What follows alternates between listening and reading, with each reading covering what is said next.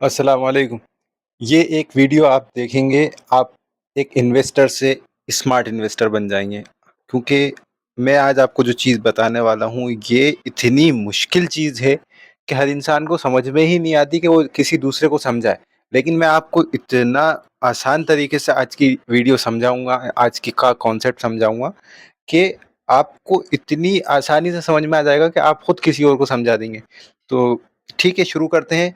Fundamental analysis के ऊपर हमारी सीरीज़ जो चल रही है, उसका एक पार्ट मैंने कल रिलीज़ करा था और एक आज रिलीज़ कर रहा हूँ, और उसके आज का जो टॉपिक है बहुत ज़्यादा इम्पोर्टेंट है। बैलेंस शीट को समझेंगे हम लोग कि बैलेंस शीट क्या होती है। देखिए, सबसे पहले तो मैं आपको बता दूँ कि बैलेंस शीट एक ऐसी चीज़ है ना, एक ये आप ये समझ लें कि कंपनी की हेल्थ रिपोर्ट है। अगर आप जैसे आप हैं, फॉर एग्ज़ाम्पल आप सही हैं, तंदुरुस्त हैं, स्वस्थ हैं, या अगर आपको पता लगाना है तो आपकी हेल्थ कार्ड के हेल्थ की रिपोर्ट के हिसाब से पता लगाएगा। लेकिन अगर कंपनी की हेल्थ रिपोर्ट, कंपनी अच्छी है या नहीं, कंपनी के बारे में जानना है तो हमें कंपनी की हेल्थ रिपोर्ट देखना पड़ेगी, और बैलेंस शीट कंपनी की हेल्थ रिपोर्ट होती है। तो हम अब ये चीज़ देखिए, है बहुत मुश्किल समझने में, लेकिन मैं आपको इतनी आसान लैंग्वेज में इतने तरीके से बताऊँगा ना कि आपको वो एक बार ज़हन में बैठ गया, तो उसके बाद फिर आप इतने स्मार्ट इन्वेस्टर बनेंगे कि आपको कोई रोक नहीं सकता है कंपनी को अच्छा समझने समझने में। और अगर आप लास्ट तक रुके इस वीडियो में, तो मैं आपको एक ऐसा गुरु मंत्र दे दूँगा, एक ऐसा मैजिक दूँगा आप क्या कि आप 1 मिनट में आँखों से स्कैन करके बता देंगे कि ये कंपनी अच्छी है कि नहीं। तो चलिए शुरू करते हैं। सबसे पहले हम समझेंगे कि बैलेंस शीट क्या है। तो इससे पहले कि हम शुरू करें, मैं आप लोगों से रिक्वेस्ट करूँगा कि आप लोग प्लीज़ चैनल को सब्सक्राइब करें अगर आप लोग नए जुड़े हैं, और जो वीडियोज़ चैनल पे डली हैं, मैंने डाल रखी हैं, वो सारी वीडियोज़ भी इसके बाद आप देख सकते हैं। और अपने दोस्त अहबाब के साथ शेयर ज़रूर करें इस वीडियो को। चलिए, तो अब बैलेंस शीट क्या है, हमें सबसे पहले ये चीज़ समझना है। तो देखिए, मैं आपको जैसा मैंने बताया कि बैलेंस शीट जो है कंपनी की हेल्थ रिपोर्ट है, और दुनिया का हर बड़ा इन्वेस्टर, दुनिया के जितने भी इन्वेस्टर्स हैं, आप जितने भी इन्वेस्टर को जानते हैं, राकेश झुनझुनवाला हो, वॉरेन बफेट हो, सारे सबका एक सिंपल रूल है ज़िंदगी का। राकेश झुनझुनवाला जी एक-एक दिन में 4-400 बैलेंस शीट समझ लेते थे, 4-400 बैलेंस शीट पढ़ते थे। तो सोचो, आप इतना बड़ा इन्वेस्टर होके सिर्फ बैलेंस शीट के ऊपर फोकस कर रहा है, तो फिर बैलेंस शीट कितनी इंपॉर्टेंट चीज़ होगी। तो कंपनी की बैलेंस शीट आपको ये चीज़ बताती है कि कंपनी की रियल वैल्यू क्या है, और दूसरी चीज़ कि अभी अगर कंपनी की हाइप चल रही है तो वो वाक़ई हाइप है या उसके पीछे स्ट्रॉन्ग रीज़न है और कंपनी वाक़ई मज़बूत है। ठीक है? दूसरा हम ये समझते हैं कि अब 3 मेन पार्ट्स होते हैं, जो मैंने आपको बताया ना कि मैं आपको इतना आसान लैंग्वेज में समझा दूँगा कि आप लोगों को कभी भूलेंगे ही नहीं आप। 3 मेन पार्ट्स हैं सिर्फ़ बैलेंस शीट के, वो मैं आपको समझाता हूँ। उसके बाद फिर हम नेक्स्ट टॉपिक पर जाते हैं। तो अब 3 मेन टॉपिक क्या हैं? ये हमारा दूसरा सवाल था, 3 मेन टॉपिक। देखिए, सबसे पहला जो टॉपिक है कि कंपनी के पास एसेट्स कितने हैं? और ये सारी चीज़ें मैं अभी आपको प्रैक्टिकली भी दिखाऊँगा कि आप कहाँ चेक कर सकते हैं सारी चीज़ें जाके। तो आप बस बने रहिए और समझिए थोड़ा-सा। और अगर थोड़ी-सी भी वीडियो कहीं पर टफ हो जाए, तो आप लोगों से रिक्वेस्ट रहेगी कि आप इसको एक बार और देखिए, ताकि आप लोगों को बहुत अच्छी तरीके से ये चीज़ें समझ में आएँ। तो पहला पॉइंट्स है हमारा एसेट्स, दूसरा है लायबिलिटीज़, और तीसरा प्रॉफ़िट। ठीक है? ये 3 पॉइंट्स ऐसे हैं कि खाली ये 3 पॉइंट्स आपने समझ लिए, आपने बैलेंस शीट को समझ लिया। बैलेंस शीट यहीं पर सिमट जाती है पूरे 3 पॉइंट्स में। और भी बहुत सारी चीज़ें रहती हैं, लेकिन मेन जो पॉइंट्स रहते हैं ना, ये कंपनी की ग्रोथ कैसी हो रही है, वो सारी चीज़ें समझते हैं। तो सबसे पहले एसेट्स क्या होते हैं, देखिए हम तो एसेट्स के ऊपर बात करते हैं। तो कंपनी के एसेट्स वो हैं जो भी कंपनी के पास अभी अवेलेबल है, जो कंपनी के पास है। यानी कि कंपनी के पास कोई लैंड हो सकती है, कंपनी के पास रिज़र्व में पैसा हो सकता है, कंपनी के पास अ, मशीनरीज़ हो सकती हैं, कंपनी के पास और भी जितनी भी चीज़ें हैं, बिल्डिंग है, लैंड्स हैं और मशीनरीज़ हैं, कैश हुआ, इन्वेंट्री मैंने आपको बताया, इन्वेंट्री लिख लेते हैं यहाँ पे। उसके अलावा अमाउंट जो कंपनी को लेना है दूसरे लोगों से, रिसीवेबल्स, रिसीवेबल्स, ठीक है। ये चीज कंपनी के एसेट्स में आती है। अब जैसे लैंड है, कंपनी ने लैंड परचेज करके रखा है, तो ये कंपनी के एसेट्स हैं। रिजर्व में पैसा है या कैश है, ये कंपनी के रिजर्व हैं। मशीनरी में जितनी इन्वेस्टमेंट है, कंपनी के एसेट्स हैं। इन्वेंट्री में जितनी इन्वेस्टमेंट डाल रखी है, कंपनी के एसेट्स हैं। तो कंपनी के एसेट्स को समझने के लिए हमें कंपनी में देखना पड़ेगा जाके डिटेल्स में कि क्या क्या कंपनी के पास है, एसेट्स में किस फॉर्म में एसेट्स हैं, और एसेट्स कितने, किस फॉर्म में कितने कितने एसेट्स हैं, वो सारी चीज़ें हम चेक करेंगे। अगर मैं आपको बहुत आसान तरीके से बताऊं एसेट्स क्या होते हैं, तो एसेट्स वो चीज़ है जो आपके लिए काम करती है और आप आपको पैसा देके जाती है। और जब आपको अगर बेचना पड़े, फॉर एग्जांपल अगर आप उसको सेल कर रहे हैं, आपकी कंपनी बंद हो रही है, तो वो आपको पैसा देके जाए, ये आपका एसेट्स है। ठीक, अब हम दूसरे पॉइंट पे आते हैं, लाइबिलिटीज।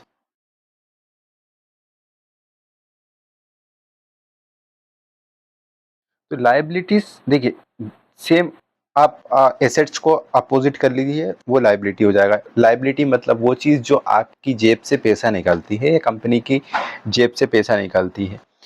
और किसी ने, जैसे फॉर एग्जांपल कंपनी ने बैंक लोन लिया है, तो ये कंपनी को देना है। तो जो भी चीज़ें कंपनी को पे करना है, वो लाइबिलिटीज में आएगा। क्रेडिटर से पैसा उधार ले रखा, वो उसमें आ जाएगा। आउटस्टैंडिंग के एक्सपेंसेस हैं, जो एक्सपेंस हो चुके हैं लेकिन उसका अमाउंट अभी उसका जो पेमेंट है वो नहीं हुआ है, तो वो सारे इसमें आ जाएंगे। इसके अलावा टैक्स अगर कंपनी ने नहीं दिया है, तो टैक्स पेबल्स, ये आपका आ जाएगा लाइबिलिटीज में। ठीक है, उम्मीद करता हूँ आप लोगों को समझ में आ रही होगी। बहुत आसान तरीके से समझाने की कोशिश कर रहा हूँ कि एसेट्स वो चीज़ है जो कंपनी के पास है, जो कंपनी को पैसा ला के देती है या फिर कंपनी को पैसा कमा के देती है। और लाइबिलिटी इसका अपोजिट, जो कंपनी से पैसा निकलवाती है, या कंपनी का पैसा कंपनी को जो पैसा देना है। आप ये समझ लीजिए, ये हो गई आपकी डेफिनेशन एसेट्स और लाइबिलिटी की। अब तीसरा जो मैंने आपको बताया कि प्रॉफिट, प्रॉफिट, ये तीन चीजें आप समझ लेंगे ना, आपको कोई अच्छी कंपनी ढूंढने से कोई नहीं रोक सकता। देखिए, अब प्रॉफिट का क्या है कि फॉर एग्जांपल कंपनी के पास इन्वेंट्री है, कंपनी के पास मशीनरीज है, कंपनी के पास रिजर्व में पैसा है, लेकिन कंपनी ने कहीं ना कहीं पैसा इन्वेस्ट करा है तो होगा ना। जब वो कंपनी ने पैसा इन्वेस्ट करा है, तो वहां से पैसा रिटर्न आ रहा है कि नहीं, तो वो प्रॉफिट है। तो हर चीज, अगर कंपनी स्ट्रॉन्ग कंपनी आपने देखना है, तो आपके पास सिर्फ तीन ऑप्शंस हैं। एक, कंपनी की एसेट्स हमेशा बढ़ने चाहिए, कंपनी की लाइबिलिटीज कम होनी चाहिए, और कंपनी का जो प्रॉफिट है वो बढ़ना चाहिए।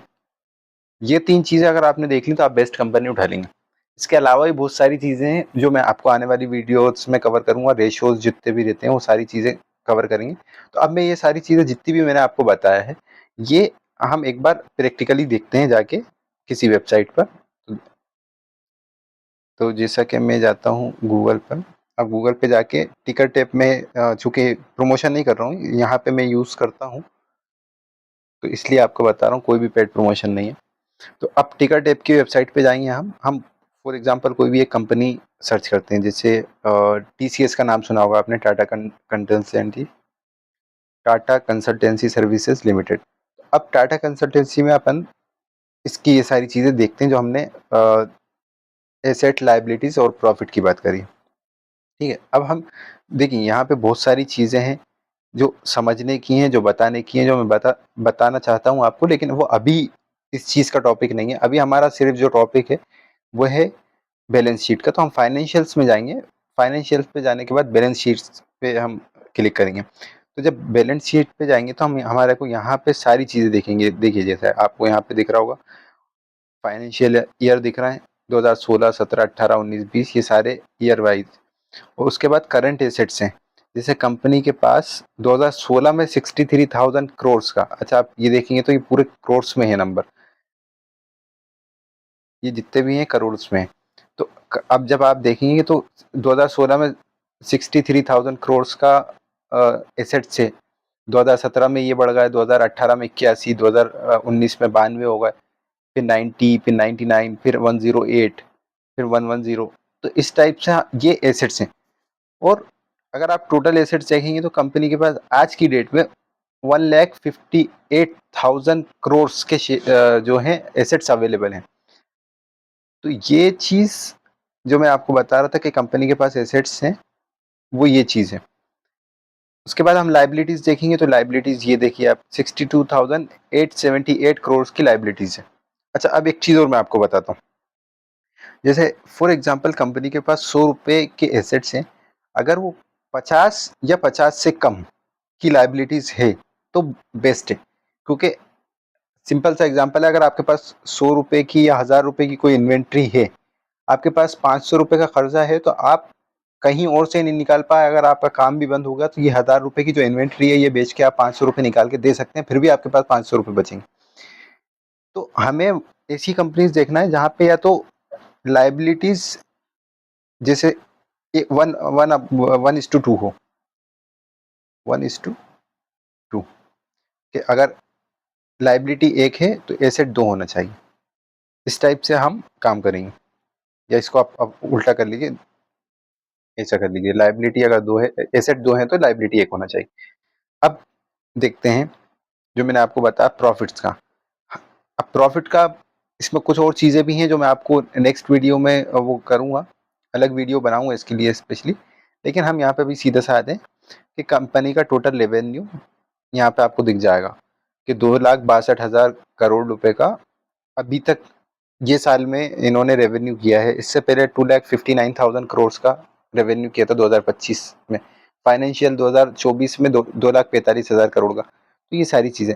अब इसमें नेट इनकम देखेंगे आप, तो ये नेट इनकम यहाँ पे 49,439 करोड़।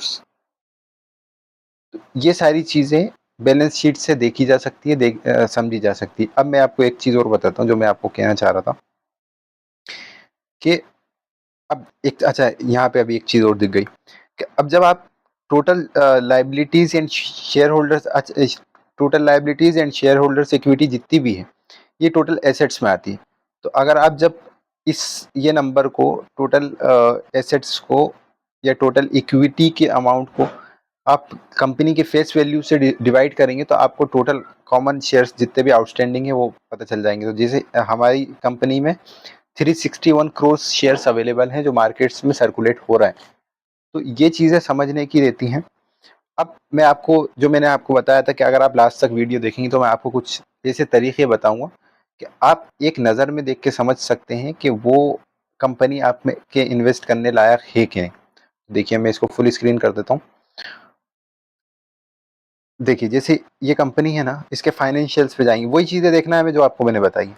अब सिर्फ आपको एक सिंपल सी नज़र में, एक नज़र में आप पहचान लेंगे कि ये चीज़ आपकी कंपनी इन्वेस्ट करने लायक है कि नहीं। देखिए कंपनी के एसेट्स हमें हर साल साल बढ़ना चाहिए। अब जैसे इस कंपनी का केस में हम देखते हैं तो 2019 में 92 करोड़, फिर 90 करोड़, एक आध साल आगे पीछे हो जाएगा चलेगा, तो 21 में 99, फिर 108, फिर 110, फिर 112। तो कंपनी के एसेट्स कंटिन्यू बढ़ रहा है। वो कंपनी की लाइबिलिटीज भी देख लेते हैं हम कि कंपनी की लाइबिलिटीज कैसी बढ़ रही है या बराबर है या कम हो रही है, वो सारी चीज़ देखते हैं। तो ये देखिए 2021 में 34, क्या प्रॉब्लम है भाई, 2021 में 34 करोड़ की लाइबिलिटीज थी, फिर 42 की, फिर 43, फिर 46, फिर 53। तो अगर 2025 में भी आप देखें तो 53,000 करोड़ रुपए की कंपनी के ऊपर लाइबिलिटीज है।